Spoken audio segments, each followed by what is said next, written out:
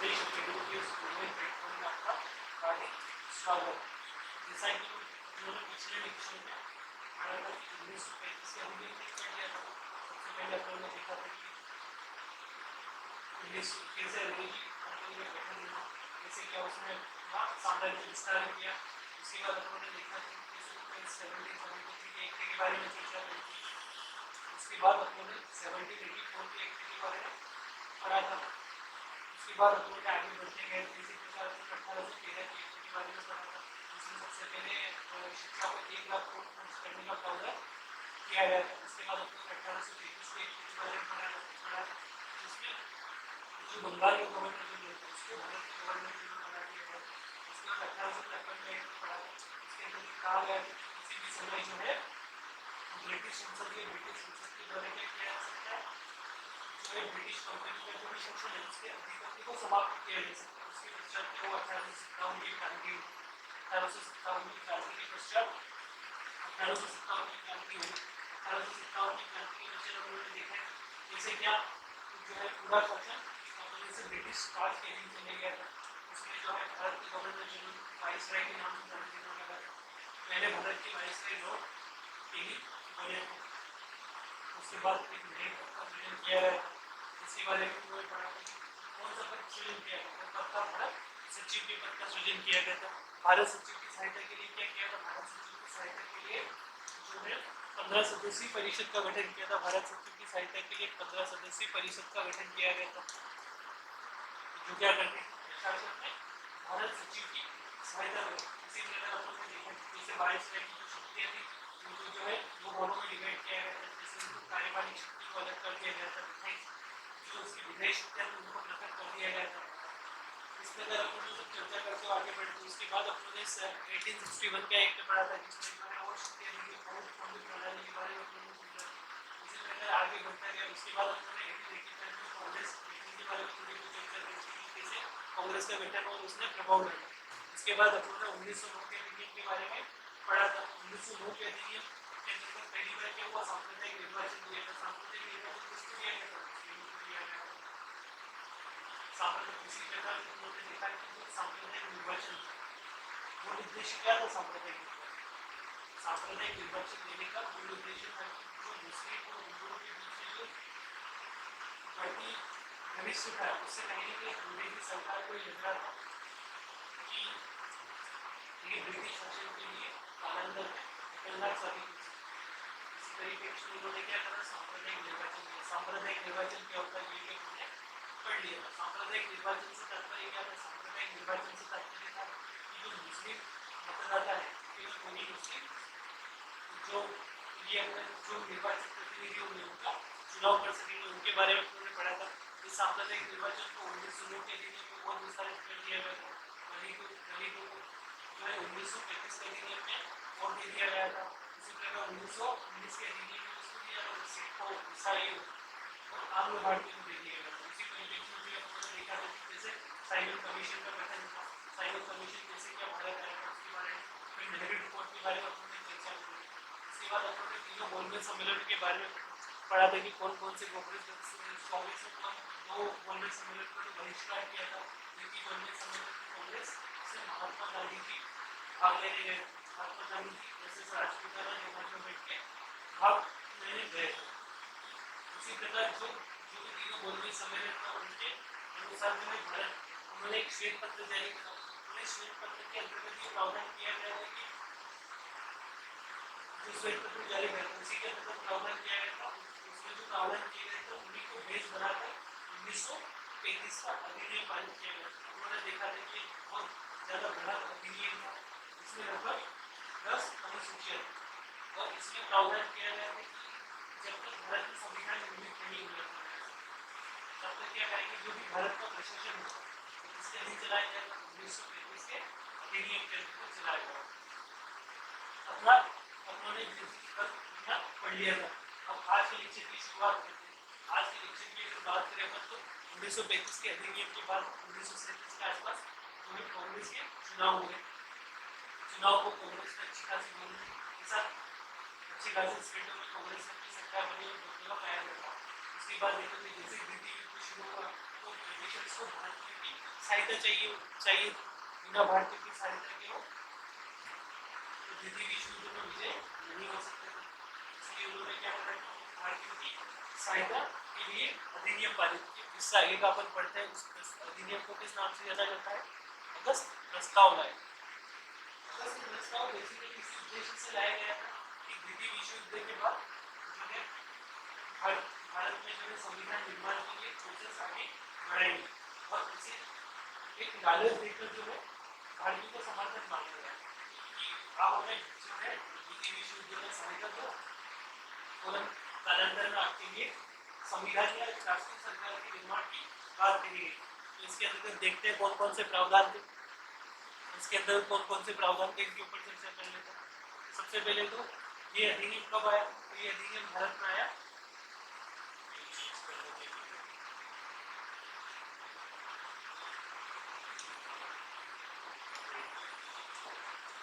ठीक है। सबसे पहले तो ये अधिनियम कब आया भारत में? 8 अगस्त 1940। पूछा जाता है बहुत सी बार कि भारत में अगस्त प्रस्ताव कब आया? डेट आपको याद रखनी पड़ेगी कि 8 अगस्त 1940 को भारत में अगस्त प्रस्ताव भेजा गया। अगस्त प्रस्ताव के समय भारत के जो वायसराय हुआ करते थे कौन हुआ करते थे? Lord Lilith Kapoor. Lord Lilith Kapoor क्या हुआ करते थे? भारत के वायसराय हुआ करते थे लॉर्ड लिलिथ कपूर। उसके बाद अगर बात की जाए कि इसमें कहा गया था, इसमें क्या प्रावधान किया गया था? इसमें प्रावधान किया गया था कि बिना अल्पसंख्यकों की स्वीकृति के भारत में कोई भी संवैधानिक संशोधन लागू नहीं किया जा सकता। क्या प्रावधान किया गया था?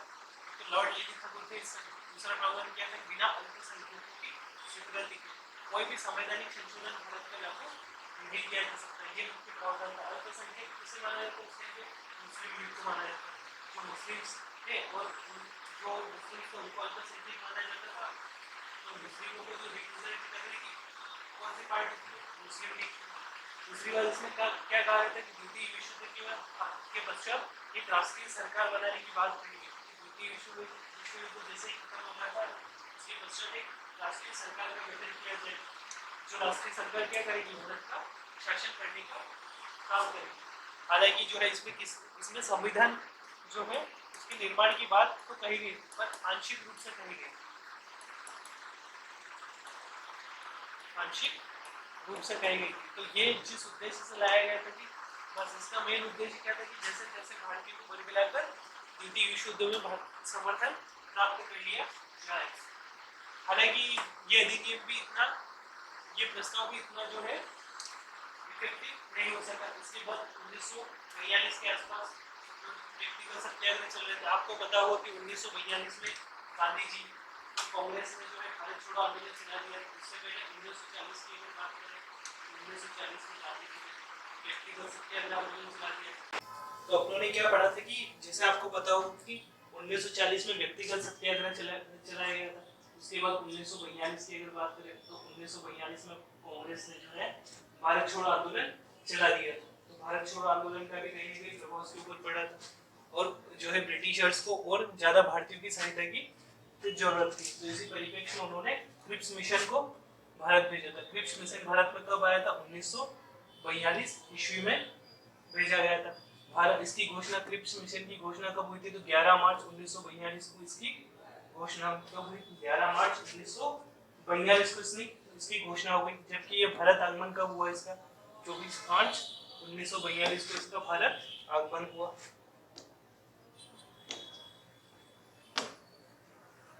24 मार्च 1942 को इसका क्या हुआ? भारत आगमन हुआ। ठीक, इसमें सबसे पहले जो है इसमें क्या कहा गया था कि भारतीय जो जितने भी भारत है तो भारत के लिए क्या किया जाएगा? एक पूर्ण उपनिवेश का दर्जा दिया जाएगा। इसमें किस दर्जे की बात की गई थी? पूर्ण उपनिवेश का दर्जा दिया जाएगा। भारत को जो है पूर्ण उपनिवेश के दर्जा देने की बात कही गई थी। जो उपनिवेश भारत को बनाया जाएगा उस उपनिवेश के लिए एक संविधान का निर्माण किया जाएगा।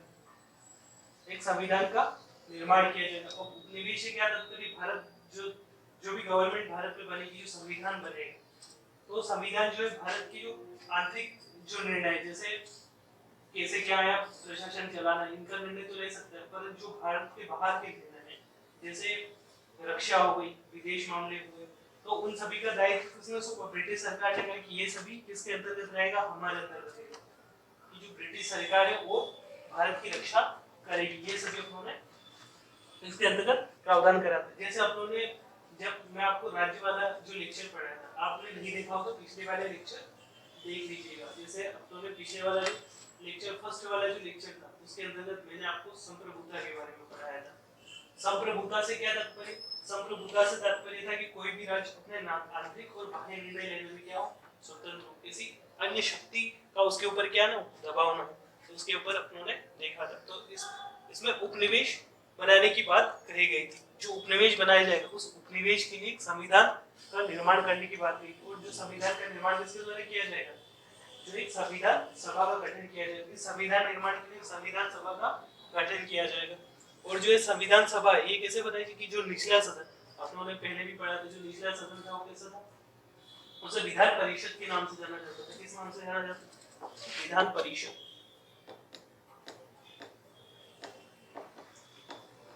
विधान परिषद के नाम से जाना जाता था। तो ये विधान परिषद के जो भी सदस्य थे उनसे मिलकर क्या बनाया जाएगा? संविधान निर्मात्री सभा का गठन किया जाएगा। और जो ये संविधान निर्मात्री जो सभा क्या करेगी? जो उपनिवेश जो भारत है उसके लिए क्या बनेगी? संविधान निर्माण का कार्य करेगी। ठीक है। हालांकि अपनों ने जैसे आपको पता होगा कि 1930 से पहले जो कांग्रेस थी उसने भारत को उपनिवेश के दर्जे देने की मांग करी थी। हालांकि ब्रिटिश सरकार ने उस टाइम पे इस मांग को स्वीकार नहीं किया। आगे चलकर आपको पता होगा कि 1930 तक आते जो है कांग्रेस ने जो है भारत में पूर्ण स्वाधीन राष्ट्र की मांग करना स्टार्ट कर दी। इसके लिए इन्होंने रावी नदी के तट पर, आपको पता होगा कि जो है 26 जनवरी 1930 के दिन रावी नदी के तट पर इन्होंने भारतीय झंडा फहराकर जो है भारत के लिए पूर्ण स्वाधीन राष्ट्र की घोषणा कर दी। तो इसमें कहा गया कि जब भारत को पूर्ण स्वाधीनता चाहिए, अब जो आप उपनिवेश के दर्जे जो हम मांग कर रहे थे अब वो नहीं, अब हमें चाहिए पूर्ण स्वाधीन राष्ट्र चाहिए। तो हालांकि इसमें क्या क्रिप्स मिशन में किसकी बात की गई थी? एक पूर्ण उपनिवेश बनाने की बात की गई थी। तो ये उपनिवेश की मांग तो पहले कर रहे थे, अब तो कोई औचित्य बचा नहीं, अब तो भारत को पूर्ण स्वाधीनता चाहिए। इसलिए गांधी जी ने इस वाले मिशन को पोस्ट डेटेड चेक की संज्ञा दी। पोस्ट डेटेड चेक से तात्पर्य क्या था? इसकी संज्ञा दी है पोस्ट डेटेड चेक की संज्ञा दी। पोस्ट डेटेड चेक से तात्पर्य था ऐसा चेक जिसकी जो है डेट निकल चुकी है स्वभाव तक। क्योंकि जो है अपन मांग कब कर रहे थे इसकी? 1930 से पहले कर रहे थे। 1930 तक तो इन्होंने उपनिवेश का दर्जा ही दिया। अब 1942 में जब उन्होंने पूर्ण स्वाधीन राष्ट्र की मांग कर दी उसके बाद उपनिवेश देने की बात कर रहे हैं। तो कहीं न कहीं इसके लिए गांधी जी ने इसको पोस्ट डेटेड चेक की संज्ञा दी। इस नाम से जाना, पोस्ट डेटेड चेक की संज्ञा दी। और जवाहरलाल नेहरू ने इसको दी कि ऐसा जवाहरलाल नेहरू ने इसके लिए वक्तव्य कहा। जवाहरलाल नेहरू ने क्या कहा? इसे एक ऐसे बैंक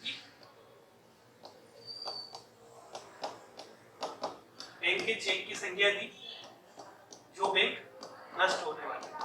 ऐसे चेक जवाहरलाल नेहरू ने किसकी संज्ञा दी? जवाहरलाल नेहरू ने एक ऐसे चेक की संज्ञा दी जिसका बैंक अब नष्ट होने वाला है। तो ये अपन ने देख लिया कि कैसे क्रिप्स मिशन में जो है उपनिवेश दर्जा देने की बात कही थी। उस टाइम पे वायसराय कौन हुआ करते? लॉर्ड लिलीथको हुआ करते थे। लॉर्ड लिलीथको ने भेजा था। और किसके नेतृत्व में भेजा था? सर स्टैफोर्ड क्रिप्स के नेतृत्व में भेजा था। इसलिए इसको क्रिप्स मिशन कहा जाता है। पूर्ण उपनिवेश की बनाने की बात कही गई थी। 11 मार्च को इसकी घोषणा हुई थी भारत में। 24 मार्च 1942 को आया था। ठीक है। इसमें औपचारिक रूप से संविधान निर्मात्री सभा के गठन की बात कही। इससे पहले आप लोगों ने देखा था कि जो वेवेल प्लान था कहीं न कहीं उसमें भी संविधान निर्मात्री सभा की गठन करने की बात कही गई थी। इससे आगे बढ़ते इसके बाद जो है क्रिप्स मिशन असफल हो गया। तो क्रिप्स मिशन के असफल होने के बाद लॉर्ड वेवेल एक नया प्लान लेके आए। उसको किस नाम से जाना जाता था? वेवेल प्लान के नाम से जाना जाता है। ये वेवेल प्लान कब आया? 1945 में आया। तो ये मेरा कि आप समझते चलिए कैसा आया। सबसे पहले तो अगस्त प्रस्ताव आया 1940 में। उसके पश्चात क्या है? क्रिप्स मिशन आया। कब आया? 1942 में। इसके पश्चात कौन सा आया? वेवेल प्लान आया। और वेवेल प्लान कब आया अपना? 1945 में आया। ये हम लोगों ने सब समझ लिया। 1945 में आया। इसमें क्या प्रावधान किए गए थे इसके ऊपर चर्चा करने। इसमें कहा गया था जो ब्रिटिश कार्यकारिणी, जो वायसराय की जो कार्यकारिणी है उसको फिर से पुनर्गठित किया जाए। और जो पुनर्गठित करने के बाद जो है, जो पुनर्गठित करेंगे अपन, जो ब्रिटिश कार्यकारिणी को जो वायसराय की जो कार्यकारिणी उसको पुनर्गठित करेंगे। ये जो पुनर्गठन के पश्चात जो कार्यकारिणी ये क्या करेगी, अंतरिम सरकार के रूप में कार्य करेगी। अंतरिम सरकार के रूप में कार्य करेगी। अंतरिम सरकार के रूप में कैसे, जो भी प्रशासन से संबंधित भारत में जितने भी कार्य हुए, जितने भी प्रशासन से संबंधित कार्य होंगे वो सब किसके द्वारा किए जाएंगे, इस कार्यकारिणी के द्वारा किए जाएंगे। इस कार्यकारिणी में क्या होगा, एक तो वायसराय होगा और सेनाध्यक्ष होगा। केवल ये दो पद किसके पास रहेंगे, ब्रिटिशर्स के पास रहेंगे। इसके बाद जितने भी पद इसमें होंगे वो सभी किसके अंदर, उन सभी पदों पर भारतीयों को नियुक्त करने जाने का प्रावधान कहा गया था। इसमें क्या कहा था, जो गवर्नर जनरल और सेनाध्यक्ष का जो पद होगा, गवर्नर जनरल और जो सेनाध्यक्ष का जो पद होगा, गवर्नर जनरल बेसिकली किसका, वायसराय की बात की जा रही है। गवर्नर जनरल या सेनाध्यक्ष का पद होगा, केवल वो दो ही ब्रिटिश के पास होंगे। बाकी सभी पर किसको नियुक्त किया जाएगा, बाकी सभी पर भारतीयों को नियुक्त करने की बात कही गई थी। तो भारतीयों को उस पर नियुक्त किया जाएगा। तो वेवेल प्लान के बारे में उन्होंने समझा कि वेवेल प्लान कब आया था। वेवेल प्लान आया था अपना 1942 में आया था, 1945 में आया था। इसमें क्या प्रावधान किया था, इसमें कहा गया था कि जो है ब्रिटिश कार्यकारिणी उसको पुनर्गठित किया जाएगा। ब्रिटिश कार्यकारिणी में जो है अधिकतर भारतीयों को शामिल कर लिया जाएगा। केवल सेनाध्यक्ष और वायसराय का पद किसके पास रहेगा, ब्रिटिशर्स के पास रहेगा। जो कार्यकारिणी भारत में सभी प्रशासनिक कार्यों को देखेगी, इसके बारे में प्रावधान किए गए थे। तो वेवेल प्लान अपने देख लिए। उसके बाद आते हैं अपन जो वेवेल प्लान था। वेवेल प्लान के लिए, इसके लिए क्या करें, ब्रिटिश कार्यकारिणी को पुनर्गठित किया जाएगा। तो इसमें एक प्रावधान ये भी था कि जो ब्रिटिश कार्यकारिणी को पुनर्गठित किया जाएगा, अब कैसे किया जाएगा, इसके लिए क्या करेंगे, एक शिमला में एक सम्मेलन बुलाया जाएगा। किसमें बुलाया जाएगा, शिमला में सम्मेलन बुलाया जाएगा। उसमें लगभग भारत में जितने भी दल थे, जैसे मुस्लिम लीग हो गई, कांग्रेस हो गई, उसके बाद दलितों के लिए जैसे बी आर अम्बेडकर हो गए, उसके बाद सिखों के लिए जो भी दल थे होंगे, उन सभी को मिलाकर क्या किया जाएगा, एक सम्मेलन बुलाया जाएगा। तो इस सम्मेलन में जो निष्कर्ष निकलेगा, उसी निष्कर्ष के आधार पर क्या किया जाएगा, जो है एक ब्रिटिश कार्यकारिणी को पुनर्गठित किया जाएगा। इसके लिए क्या हुआ, 25 जून 1945 को क्या हुआ, जो शिमला में एक सम्मेलन बुलाएगा। इस सम्मेलन की अध्यक्षता कौन कर रहे थे, लॉर्ड वेवेल कर रहे थे। इसमें सभी दलों का सम्मेलन बुलाएगा, इसमें लॉर्ड वेवेल अध्यक्षता कर रहे थे। इसमें जो भी इन्होंने विचार विमर्श करा, उसके बाद एक निष्कर्ष निकाला। उस निष्कर्ष में कहा गया कि जो कार्यकारिणी होगी उसको पुनर्गठित किया जाएगा। कार्यकारिणी के पुनर्गठन में जो भी पुनर्गठन के बाद जो सदस्य संख्या होगी, उसमें क्या करा इन्होंने कि हिंदुओं और मुसलमानों को समान प्रतिनिधित्व दे दिया। हिंदुओं और मुसलमानों को क्या दे दिया, समान प्रतिनिधित्व दे दिया। साथ ही दलितों के लिए एक सीट रिजर्व कर दी और सिखों के लिए एक सीट रिजर्व कर दी। जैसे हिंदू और मुसलमानों को कार्यकारिणी में क्या दे दिया, समानता के आधार पर प्रतिनिधित्व दे दिया गया, प्रतिनिधित्व दे दिया गया।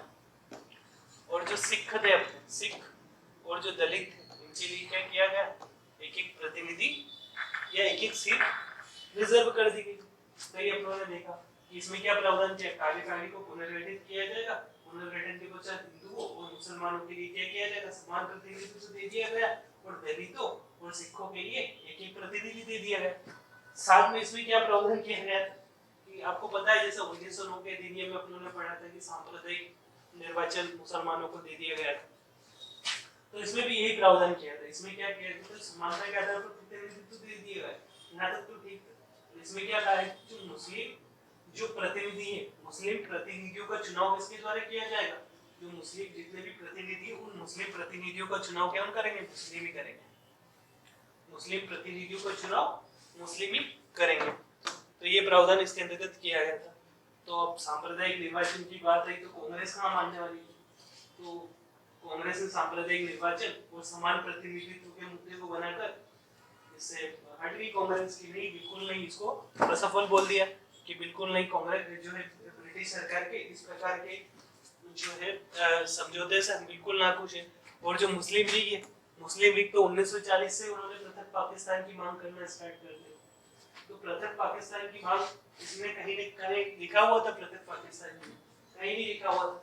तो मुस्लिम लीग ने जो है पृथक पाकिस्तान की मांग को लेकर इसको क्या कर दिया, पृथक पाकिस्तान की मांग को लेकर इसको मना कर दिया। अब इसमें जो है सांप्रदायिक निर्वाचन की बात कही गई थी, तो सांप्रदायिक निर्वाचन की बात किए जाने के कारण इसे किस नाम से जाना जाता है? जन विभाजक की संज्ञा दीजिए, ये पूछा जाता है प्रश्न बहुत सी बार कि जो शिमला समझौता हुआ था 1945 में, 1945 के शिमला समझौते को किसकी संज्ञा दी जाती है? तो जन विभाजक की संज्ञा दी जाती है। 1945 का जो शिमला समझौता उसको किसकी संज्ञा दी जाती है? उसको जन विभाजक की संज्ञा दी जाती है।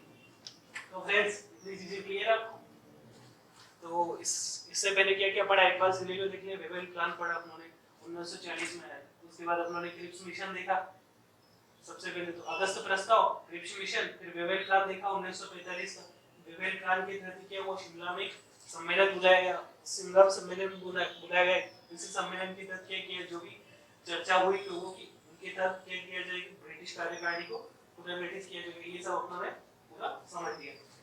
तो हालांकि ये चारों जो प्रस्ताव है इसमें कहीं भी स्पष्ट रूप से जो है संविधान निर्माण की जो है बात स्पष्ट रूप से नहीं कही गई थी। जैसे आप देखोगे तो क्रिप्स मिशन में कहा तो गया कि जो संविधान निर्माण के लिए जो संविधान निर्मात्री सभा का गठन किया जाए, और जो ये संविधान निर्मात्री सभा हुई ये किसके लिए संविधान बनाई? उसमें कहा गया था कि उपनिवेश के लिए संविधान बनाई। किसके लिए बनाई?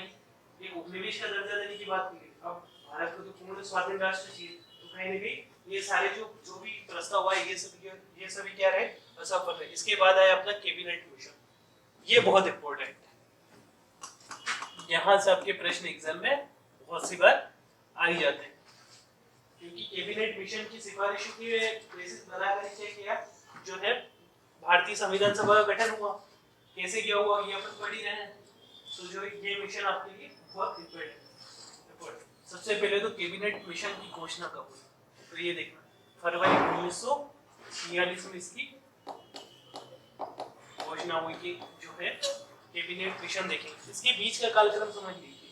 कैबिनेट मिशन से पहले क्या हुआ कि देखा होगा तो जो 1944 आते जो है द्वितीय विश्व युद्ध समाप्त हो चुका था, तो उससे पहले जो है विंस्टन चर्चिल की सरकार हुआ करती थी, तो लेबर पार्टी कंजर्वेटिव पार्टी की सरकार भी गिर गई ब्रिटेन में, और एक नई सरकार बनी।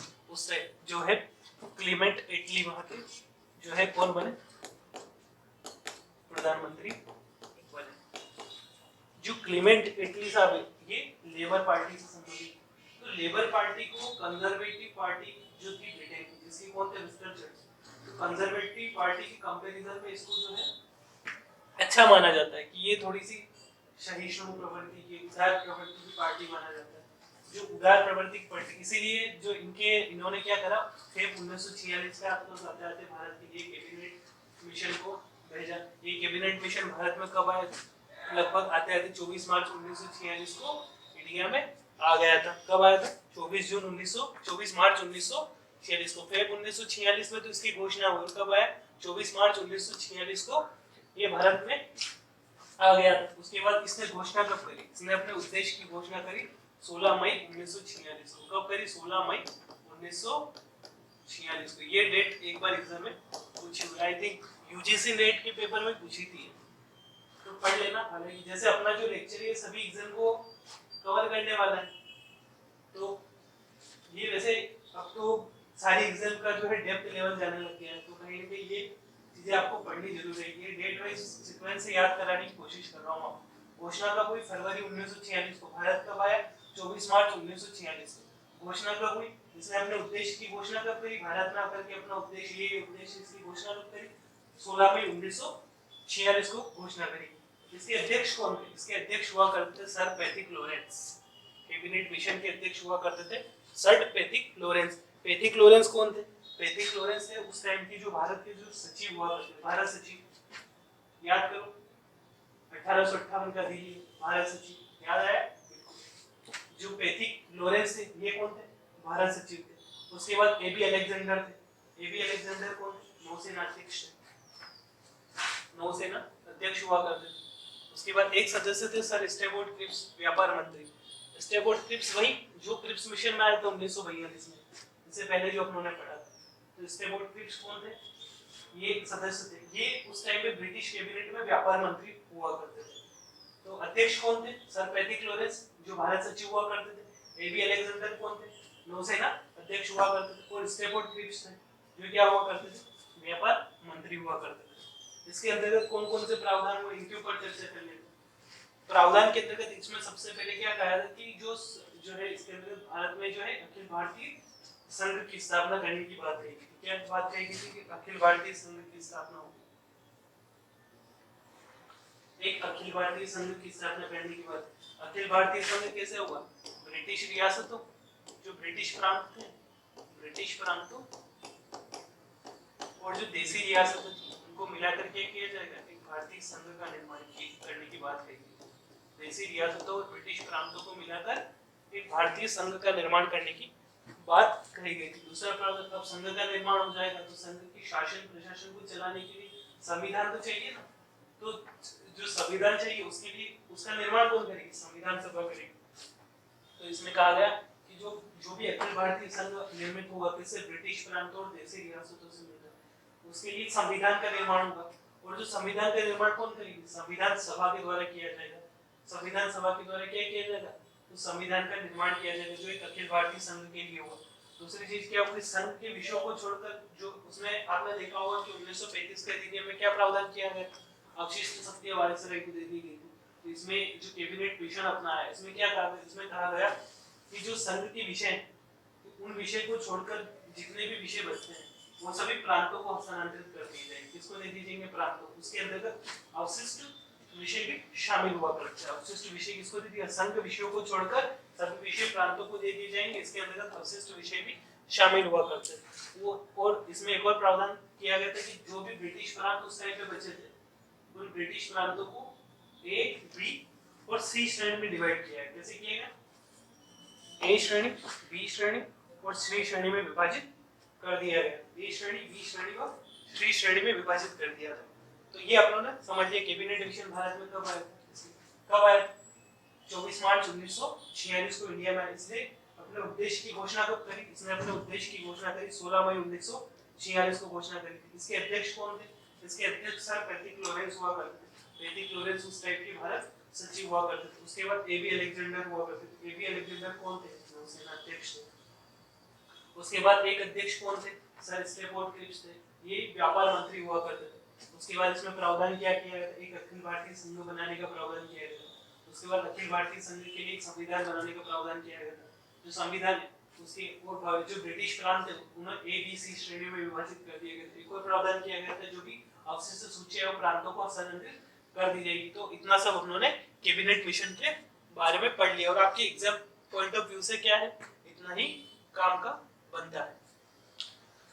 तो ये सब पढ़ लिया। अब अगर बात करें कैबिनेट मिशन आया तो कैबिनेट मिशन जो आया उसको जो है मुस्लिम लीग ने अस्वीकार कर दिया कि भैया इसमें तो कहीं भी अलग पाकिस्तान बनाने की मांग नहीं की थी तो हम इसे कैसे स्वीकार करें।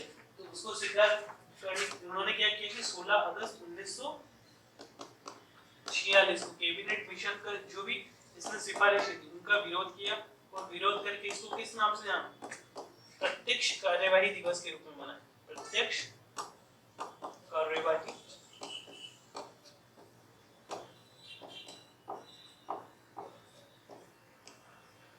प्रत्यक्ष कार्यवाही दिवस के रूप में मनाया। किसके रूप में मनाया, प्रत्यक्ष कार्यवाही दिवस के रूप में मुस्लिम लीग ने इसको मनाया था। ये सभी पर चर्चा कर चुके हैं, ठीक है।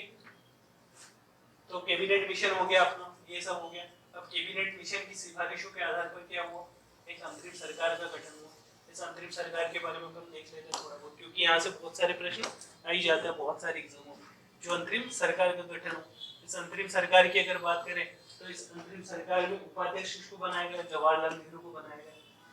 जो जवाहरलाल नेहरू के इसमें नाम वाइज देख लेते हैं अपन तो पर, क्योंकि एग्जाम पॉइंट ऑफ व्यू से यही पूछा जाता है कि सबसे पहले अंतरिम सरकार में रेलवे मंत्री किसको बनाया गया था, शिक्षा मंत्री किसको बनाया गया था, उसके बाद गृह मंत्री कौन थे। तो इस टाइप के प्रश्न बहुत सी बार एग्जाम में आ जाते हैं। तो बेसिकली टेबल ही है, इसमें तो कुछ फैक्चुअल डाटा है, इसमें तो कुछ समझाने लायक ऐसा है नहीं।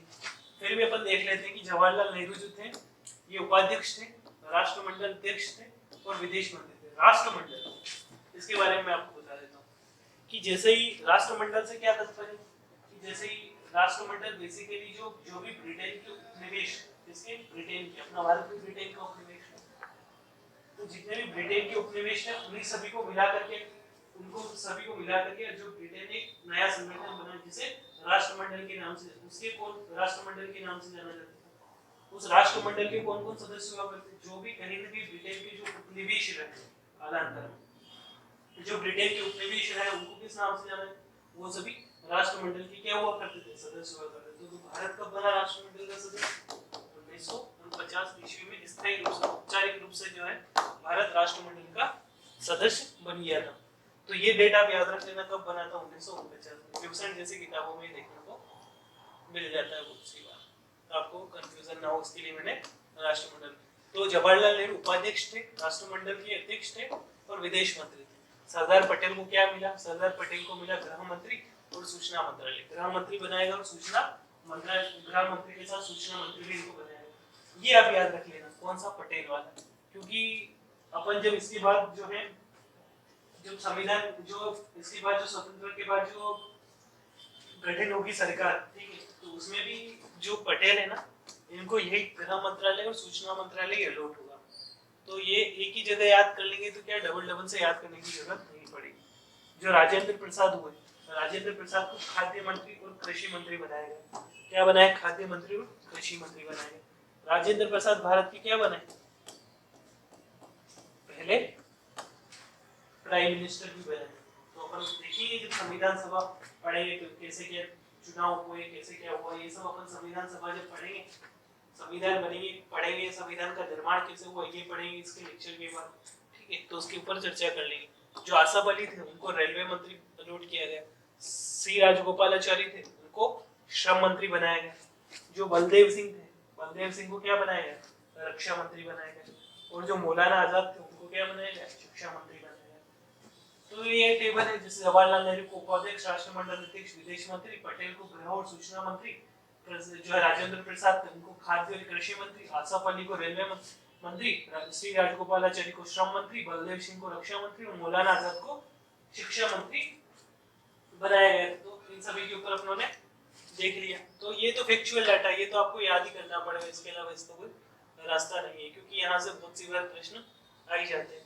इसके बाद अगर बात करें तो जो है 20 फरवरी 1947 ये जो हो गया 20 फरवरी 1947 कैबिनेट मिशन आया। कैबिनेट मिशन के आधार पर क्या हुआ, संविधान सभा का गठन हो गया। संविधान सभा का गठन कैसे हुआ ये इसके अगले वाले लेक्चर में देखेंगे, कैसे क्या संविधान सभा बनी। ये पूरा वो संविधान सभा का जो डाटा है एक साथ में आपको कंपाइल करके एक ही जगह दिखाऊंगा। तो आप इतना समझ लीजिए कि कैबिनेट मिशन की सिफारिशों के आधार पर संविधान सभा का गठन हो गया और संविधान निर्माण का काम चालू हो गया था। तो 20 फरवरी 1947 आया। तो 20 फरवरी 1947 को जो क्लेमेंट एटली है उन्होंने घोषणा कर दी कि भारत को अब स्वतंत्र निकाय बना दिया जाएगा, भारत को एक संप्रभु निकाय का दर्जा दे दिया जाएगा। जैसे ही घोषणा हुई तो जो है मुस्लिम लीग मिला उठी, इसमें कहीं भी पाकिस्तान के निर्माण की बात, तो इन्होंने क्या करा, मुस्लिम लीग ने जो मोहम्मद अली जिन्ना और जो भी मुस्लिम ये जो नेता उन्होंने दंगे भड़काना चालू कर दी। तो देखते देखते पूरा देश आग में जल गया था, हिंसा की आग में जलता गया। इसके बाद उस टाइम पे भारत के जो है वायसराय हुआ करते थे माउंट बेटन। कौन हुआ करते थे, माउंट बेटन। तो माउंट बेटन ने कहा कि अब स्थिति तो अंग्रेजों के लिए जो है अंग्रेजों की हाथों से भी बाहर जाती जाएगी। तो उन्होंने आनंद फानन में क्या करा, 3 जून को एक घोषणा करी। 3 जून 1947 को एक घोषणा करी, जिसे किस नाम से जाना जाता है, माउंट बेटन की घोषणा के नाम से जाना जाता है। माउंट बेटन की घोषणा के नाम से, माउंट बेटन ने घोषणा करी, घोषणा या प्लान के नाम से जाना जाता है। इसे किस नाम से जाना जाता है, माउंट बेटन प्लान के नाम से जाना जाता है। जो वायसराय थे 3 जून, क्योंकि दंगे बहुत ज्यादा बढ़ गए थे, स्थितियां बहुत ज्यादा भयावह हो गई थी, लोगों को मृत्यु के घाट उतारा जा रहा था, स्त्रियों की बहुत दयनीय स्थिति, उनके साथ बलात्कार किए जा रहे थे, ऐसे बहुत सारे काम किए जा रहे थे, बहुत सारी दयनीय स्थिति में पहुंच चुका था भारत। महात्मा गांधी जी भी ने वहां जो अगर देखो बंगाल वाले रीजन में अनशन पे बैठ गए, तो उनके अनशन से कहीं ना कहीं थोड़ी स्थिति क्लियर हुई, तो वहां दिल्ली में वापस दंगे भड़क गए। तो कहीं ना कहीं हिंसा बहुत ज्यादा भड़क गई थी। और 3 जून को इसी के कारण जो है 3 जून 1947 को जो है माउंट बेटन ने घोषणा करी, जिसे माउंट बेटन प्लान के नाम से जाना जाता है। इस प्लान में कहा गया था कि जो भारत और पाकिस्तान है उनको 2 अधिराज्यों का दर्जा दिया जाएगा। किसके नाम से जाना, भारत और पाकिस्तान को दो सेपरेट राज्य बना दिए जाएंगे। और जो देशी रियासतें उस समय भारत में थी, वो देशी रियासतों को स्वतंत्रता दी जाएगी कि या तो वो अपनी स्वेच्छा से पाकिस्तान में मिल सकती है, या फिर वो स्वतंत्र, या फिर वो भारत में मिल सकती है, या तो पाकिस्तान में मिल सकती है या भारत में मिल सकती है, या फिर अपना स्वतंत्र जो है, जैसे अभी स्वतंत्र है तो अपनी स्वतंत्रता क्या कर सकती है, कायम रख सकती है। स्वतंत्रता कायम रख सकती है, या तो भारत में शामिल हो सकती है, या पाकिस्तान में शामिल हो सकती है, या स्वतंत्र रह सकती है। तो इसके ऊपर चर्चा की गई। तो जो माउंटबेटन ने इस घोषणा करी 3 जून 1947 को, इसको ब्रिटिश संसद में रखा। और ब्रिटिश संसद से कब पारित हुआ है? 18 जुलाई 1947 को पारित हुआ। कब वो? 18 जुलाई 1947 को पारित हुआ। यही जो इसके बाद वाले जो अपन पढ़ेंगे, जो भारतीय स्वतंत्रता अधिनियम, भारतीय स्वतंत्रता अधिनियम जो पढ़ेंगे अपन इसके बाद वाले, तो इसी से उसके प्रावधान उठाए गए। तो कब पारित हुआ माउंटबेटन भारत ब्रिटिश संसद से? 18 जुलाई 1947 को माउंटबेटन प्लान शामिल हो गया था। क्या कहा गया था कि भारत और पाकिस्तान दो अलग अलग डोमिनियन स्टेट बनेंगे, और जो देशी रियासत है उनको स्वतंत्रता दी गई, या तो वो पाकिस्तान में शामिल हो सकते हैं या फिर भारत में शामिल हो सकते हैं। तो ठीक है, ये अपना पढ़ लिया। इसके बाद अपन देखते हैं भारतीय स्वतंत्रता अधिनियम 1947। तो भारतीय स्वतंत्रता अधिनियम 1947 के बारे में इस लेक्चर में अपन चर्चा कर लेते हैं। तो भारतीय स्वतंत्रता अधिनियम 1947 में क्या किया? जो ब्रिटिश राज्य के अधीन जो भारत था उसको अब स्वतंत्र निकाय बना दिया गया। क्या बनाया? ब्रिटिश राज्य भारत में समाप्त कर दिया गया, और ब्रिटिश राज्य को भारत में समाप्त कर दिया गया। उसके बाद जैसे आप लोगों ने माउंटबेटन प्लान में देखा था कि उसमें क्या किया गया था कि दो विभाजन कर दिए, दो भागों। तो विभाजन दो स्वतंत्र राज्यों में कर दिया। कौन कौन से स्टेट थे? एक हुआ करता था अपना इंडिया, और एक हुआ करता था पाकिस्तान में। दो भागों में डिवाइड कर दिया। और जो ब्रिटिश सरकार के अधीन जो वायसराय का पद था, जो वायसराय किसका प्रतिनिधि हुआ करता था? ताज का प्रतिनिधि हुआ करता था। तो ब्रिटिश शासन ही खत्म हो गया तो ताज का प्रतिनिधि यहाँ कहाँ करेगा? तो ब्रिटिश शासन के अधीन जो वायसराय का पद था उसको समाप्त कर दिया। जो ब्रिटेन में भारत सचिव हुआ करता था, जो ताज की भारत में प्रशासन चलाने के लिए क्या करता था? सहायता करता था। तो जब भारत में शासन ही समाप्त हो गया तो भारत सचिव का पद क्या काम में आएगा? कुछ भी नहीं आएगा। तो इसलिए उसको क्या करा? उसको भी समाप्त कर दिया गया। वायसराय का पद समाप्त कर दिया गया, भारत सचिव का पद समाप्त कर दिया गया। उसके अलावा क्या करा? इसमें जो भारत जो अब वायसराय का पद समाप्त करके कौन सा पद बनाया गया है? गवर्नर जनरल का पद बनाया गया था। तो गवर्नर जनरल की अगर बात करें तो भारत के पहले गवर्नर जनरल कौन बने? माउंटबेटन बने। और पाकिस्तान के पहले गवर्नर जनरल कौन बने? मोहम्मद अली जिन्ना बने। भारत के माउंटबेटन बने और पाकिस्तान के कौन बने? मोहम्मद अली जिन्ना बने। उसके बाद वायसराय जो है अपने गवर्नर जनरल के, उसके बाद मंत्रिमंडल की अगर बात करें तो इंडिया में जवाहरलाल नेहरू की अध्यक्षता में मंत्रिमंडल बनाया गया। और जो पाकिस्तान था, पाकिस्तान में जो है लियाकत अली के नेतृत्व में मंत्रिमंडल बनाया गया। किसके नेतृत्व में? लियाकत अली। और जो है संविधान, इसमें क्या प्रावधान किया गया? जो संविधान निर्माण करने के लिए, अब जैसे पाकिस्तान अलग हो गया तो भारत के लिए जो पहले संविधान सभा निर्मित चल रही थी, तो संविधान सभा निर्मित जो संविधान बना रही थी, अब वो किसके लिए लागू होगा? केवल भारत के लिए लागू होगा। पाकिस्तान अपनी अलग से संविधान सभा गठित करेगा और अलग से संविधान बनाएगा। ये सब प्रावधान इसके अंतर्गत किए गए। उसके अलावा जो है देशी रियासतों को ये स्वतंत्रता दी गई थी, या तो पाकिस्तान में शामिल हो सकती है या भारत में शामिल हो सकती है, ये अपना स्वतंत्र अस्तित्व बनाए रख सकती है। तो ये प्रावधान भी किसमें किया गया था? इसमें ये अपनों ने देख लिया कि भारत सचिव के पद को इसके अंतर्गत शामिल कर लिया गया था। इसमें एक और प्रावधान किया गया था कि अब जैसे संविधान निर्माण का तो काम चल रहा था, पर अब जब तक संविधान निर्माण नहीं हो जाता तब तक तो शासन व्यवस्था चलानी पड़ेगी ना देश में। तो कैसे चलाई वो शासन व्यवस्था चलाई जाएगी? 1935 का जो अधिनियम था, पढ़ा था आप लोगों ने, देखिए पहले था। अगर आपने लेक्चर ये नहीं, इससे पहले वाला 1900 अधिनियम वाला लेक्चर नहीं देखा हो तो जाकर देख लेना। तो इसमें क्या कहा गया था? इसमें कहा गया था कि जो जब तक दोनों अपना संविधान नहीं बना लेते तब तक वहाँ की शासन व्यवस्था कैसे चलेगी? भारत शासन अधिनियम 1935 के तहत चलेगी। तो इतना ओवरऑल अपनों ने सारे एक खत्म कर लिए। ये अपनों ने देख लिया कि कैसे भारतीय स्वतंत्रता अधिनियम पारित किया, कब पारित हुआ था, ये देख लिया अपनों ने। उसके बाद क्या प्रावधान किए गए थे, इन सब के बारे में चर्चा करिए। तो ये सभी कहीं ना कहीं ये अधिनियम आपके एग्जाम पॉइंट ऑफ व्यू से बहुत काम के और इनसे प्रश्न आते ही रहते हैं एग्जाम में, इनसे प्रश्न बनते ही रहते हैं बहुत सारे प्रावधान। बेसिकली मैंने जब जैसे जैसे मैं पढ़ा था कि अधिनियम सारे चार्टर एक्ट हो गए, तो मैं आपको हाईलाइट भी करता गया इन सारे लेक्चरों में कि कौन सा पॉइंट आपकी एग्जाम पॉइंट ऑफ व्यू से बहुत काम का होता है। तो आज के लेक्चर में रिकैप ले लेते जल्दी जल्दी क्या क्या पढ़ा आप लोगों ने। सबसे पहले तो क्या पढ़ा था, अगस्त प्रस्ताव पढ़ा, कैबिनेट मिशन पढ़ा, विभिन्न प्लान पढ़ा 1945, शिमला समझौता पढ़ा, कैबिनेट मिशन पढ़ा और भारत शासन जो है भारतीय स्वतंत्रता अधिनियम 1947 हम लोगों ने चर्चा करी। इसके बीच का जो कार्यक्रम क्या हुआ था वो भी मैंने आपको थोड़ा थोड़ा बता दिया। इसके आगे इसके बीच में जो कार्यक्रम हुआ इसकी डिटेल अपन जब मॉडर्न हिस्ट्री पढ़ेंगे तब करेंगे। इसीलिए आपके अभी एग्जाम पॉइंट ऑफ व्यू से पॉलिटी पढ़ रहे हैं तो पॉलिटी के पर्सपेक्टिव से जितना काम किया मैंने आपको बता दिया। अब इसके आगे के लेक्चर में क्या होगा, इसके आगे का लेक्चर में आप अपन संविधान सभा के बारे में पढ़ेंगे कि कैसे विश्व में संविधान सभा की मांग सबसे पहले कब हुई, भारत में कब हुई, औपचारिक मांग संविधान सभा की भारत में कब हुई, अनौपचारिक मांग कब हुई, औपचारिक मांग कब हुई। उसके अलावा संविधान सभा ने कैसे कौन कौन से सत्र हुए, कौन से सत्र में क्या काम हुआ, कौन कौन सी समितियां संविधान सभा ने गठित हुई, इन सभी के बारे में अपन चर्चा करेंगे। तो धन्यवाद आपका इतना साथ बनाए रखने के लिए। स्वस्थ रहें, पढ़ते रहें। धन्यवाद।